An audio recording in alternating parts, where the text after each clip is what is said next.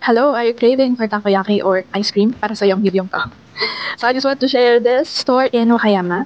So this is Pakpaku. Not sure kung ganun pronunciation niya. Pero dito lang siya katabi ng Lamong. So itong Lamong, dito ako madalas namimili ng grocery kasi ito yung pinakamura sa lahat. And dahil sa aking bagong kaibigan na si Lisa, siya yung nagturo sa akin dito sa lugar na to.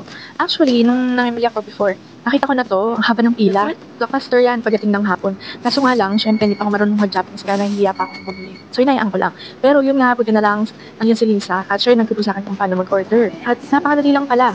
Ayun, so ihulog mo lang yung bayad mo doon sa slot, tapos pinutin mo lang kung ano yung order mo. Pwede takoyaki, ice cream, vanilla, chocolate, or mixed at meron din silang shake ice cream. So yung in-order ko.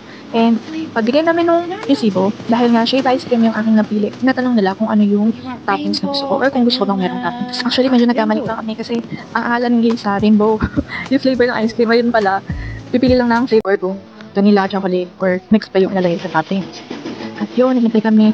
Kita namin, kami lang niluluto. Tapos, marami nang nakapila kasunod namin. Kasi nga, blockbuster talaga yan dahil sigurado masarap. At saka murang-mura pa.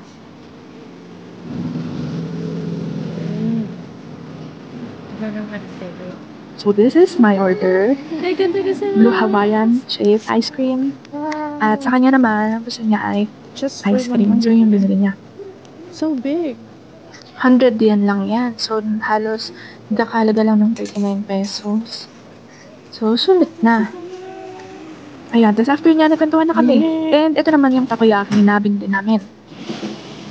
For just 100 yen pesos, 6 na yan. Sold na. Itadakimasu, minasang, let's eat. May isang araw nga pala, pilit akong mag-isa. At sinay ko naman yung ibang flavor. So ito wala siyang toppings kasi hindi ko naintindihan yung tanong. Pero solved pa rin.